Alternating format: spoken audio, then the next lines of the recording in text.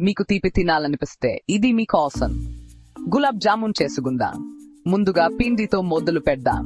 పాలపొడి, మైదా పిండి, baking soda మరియు చిటికెడు ఉప్పు కలపండి. నెయ్యి మరియు కొద్దిగా పాలు పోయండి. మెత్తని పిండి వచ్చేంత వరకు మెత్తగా పిండిని నూరి 10 నిమిషాలు పక్కన పెట్టండి. ఇంతలో పంచదార పాకం తయారు చేసుకుందాం. ఒక గిన్నెలో పంచదార, నీరు మరియు కొద్దిగా యాలకులు వేసి మరిగించండి. పంచదార పూర్తిగా కరిగే వరకు వేడి చేయండి. గులాబ్ జామున్ కి ప్రత్యేకమైన సువాసన కోసం కొద్దిగా గులాబీ జలం కలపండి. ఇప్పుడు పిండిని చిన్న బంతులుగా చేయండి. బంతుల్లో పగుళ్ళు లేవని నిర్ధారించుకోండి.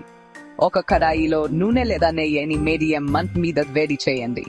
బంతులను బంగారు రంగు వచ్చే వరకు వేయించండి. గుర్తుంచుకోండి, ఇక్కడ స్థానం చాలా ముఖ్యం. చివరగా వేయించిన బంతులను వెచ్చని పంచదార పాకంలో కనీసం 1 గంట నానబెట్టండి.